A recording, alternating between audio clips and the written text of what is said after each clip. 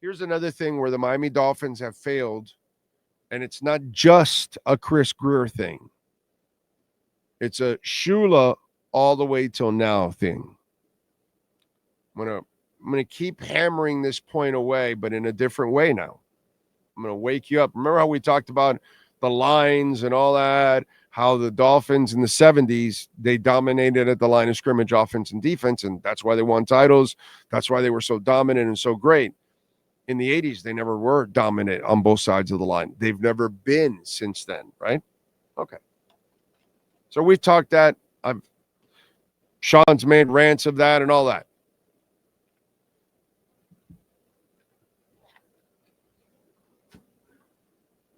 To answer Chris Greer's question on deferring, and it is a mistake he's made, and I commend him.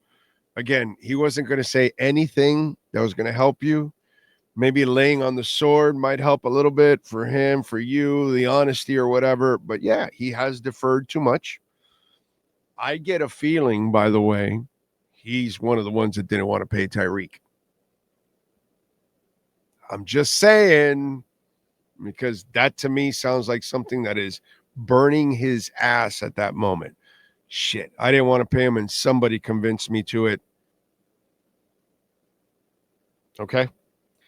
So, I want to walk you through a couple of examples.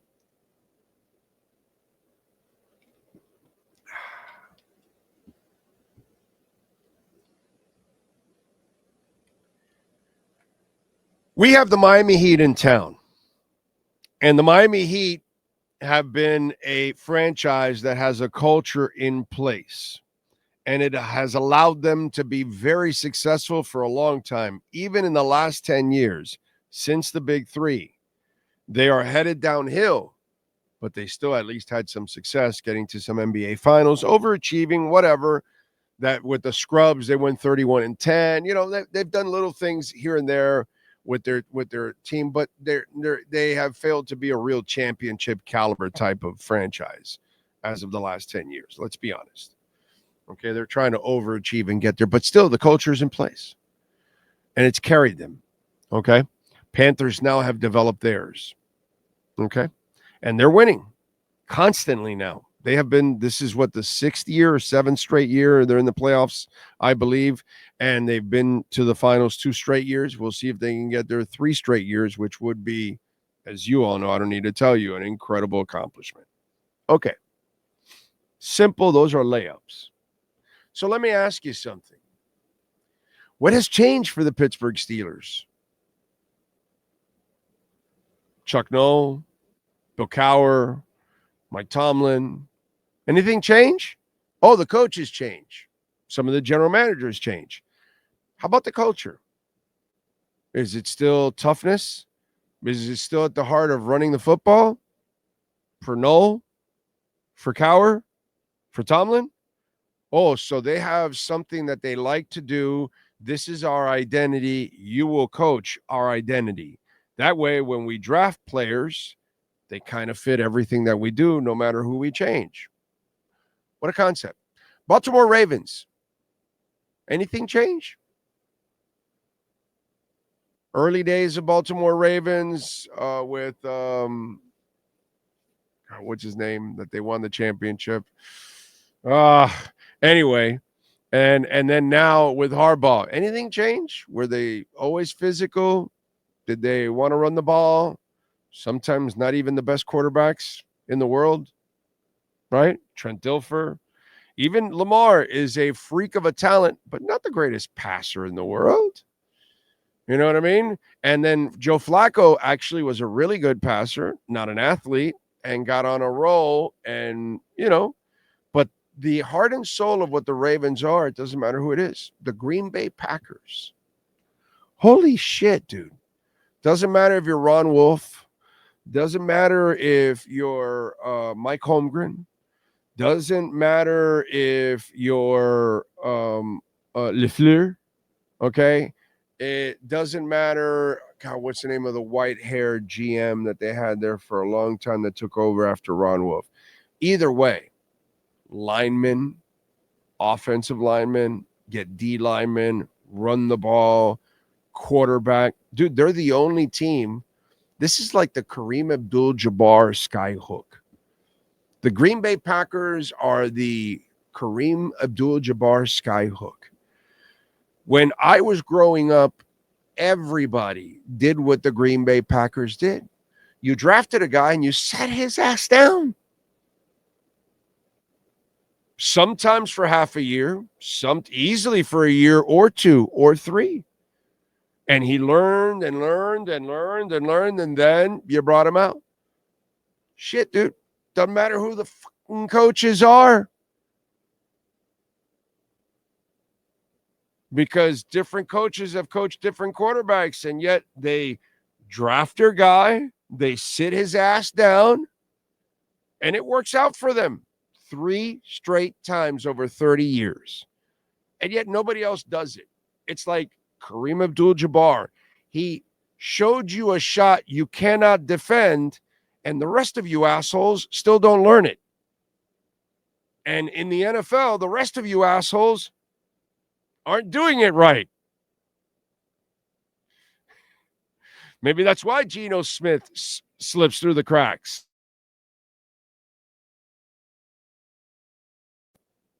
Okay, maybe that's why Geno Smith slips through the cracks, because you didn't put him in an environment to win. You didn't give him the proper time to develop. And when he did develop, it was after several mistakes and down the line, like many other quarterbacks.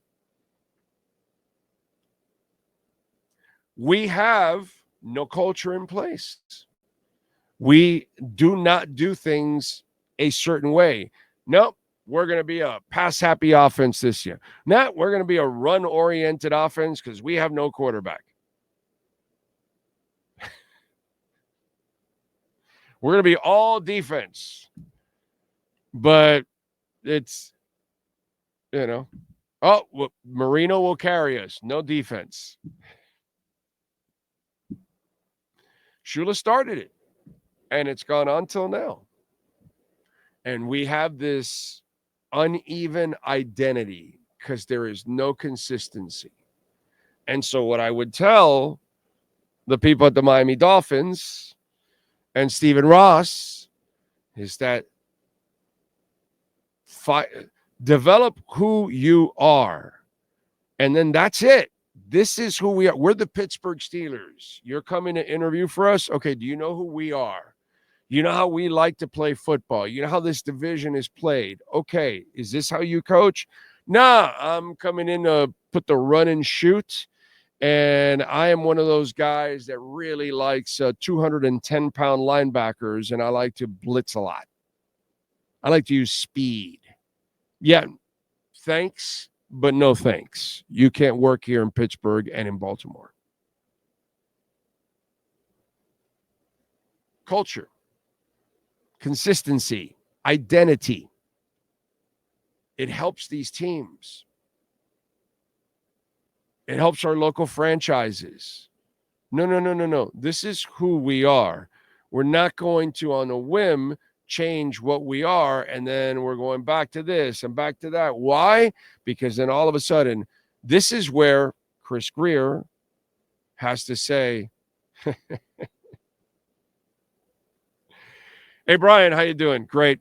I wanted to call this meeting in. And Mink, I know you guys have unfortunately, haven't been seen eye to eye and all that. But listen, Flo, I really want you to succeed. And Minka, I drafted you. I love you as a player.